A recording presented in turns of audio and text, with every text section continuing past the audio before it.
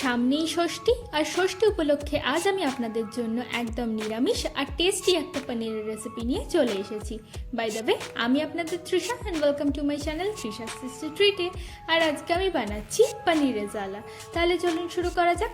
এই পনির রেজালা বানানোর জন্য প্রথমেই একটা বাটির মধ্যে দিচ্ছি 1 থেকে 2 চামচ মতো কাজু, 1 চামচ পোস্ত আর 2টো কাঁচা লঙ্কা।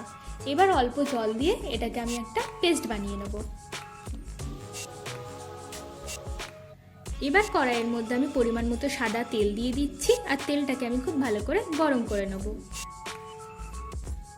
আমি এখানে 200 গ্রাম মতো পনির নিয়েছি, আর পনিরগুলোকে এরকম ত্রিভুজ আকারে কেটে নিয়েছি। এবারে তেলের মধ্যে দিয়ে আমি হালকা লাল লাল করে পনিরগুলোকে ভেজে নেব। দেখুন, পনিরগুলো কিন্তু আমাদের ভাজা ভাজা মতো হয়ে গেছে। এবার একটা প্লেটের মধ্যে আমি তুলে রাখছি। এবার ওই তেলের মধ্যেই আমি একটা তেজপাতা, অল্প দারচিনি, একটা শুকনো লঙ্কা, 2টো এলাচ আর 2টো লবঙ্গ দিয়ে দেবো। দিয়ে হালকা একটু ভেজে নিচ্ছি।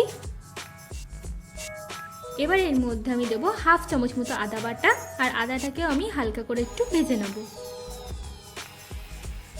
এবার এর মধ্যে কাজু আর পোস্ত বাটাটা দিয়ে দেবো। দিয়ে আমি মশলাটাকে খুব ভালো করে প্রথমে কষে নেব। দেখুন, মশলাটা কিন্তু আমাদের মোটামুটি কষানো হয়ে গেছে।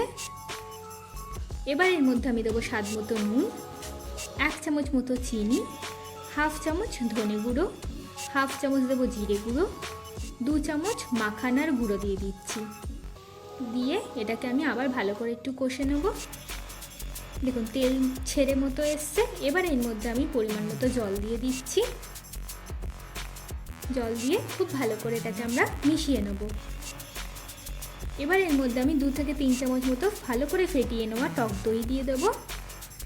দিয়ে ভালো করে মিশিয়ে গ্রেভিটাকে আমি ভালো করে ফুটিয়ে নেব। এবার এর মধ্যে ভাজা পনিরগুলোকে দিয়ে দিচ্ছি।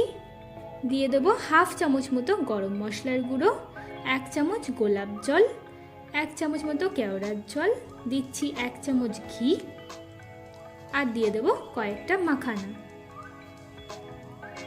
এবার ভালো করে মিশিয়ে নিলেই কিন্তু আমাদের পনির রেজালা একদম রেডি। চলুন এবার এটাকে আমরা সার্ভ করে নিই। আমার ভিডিওটি যদি আপনাদের ভালো লেগে থাকে তাহলে প্লিজ একটি লাইক করবেন, প্রচুর শেয়ার করবেন, আর এরকম আরও ভিডিও পেতে আমার চ্যানেলটিকে সাবস্ক্রাইব করবেন। টাটা।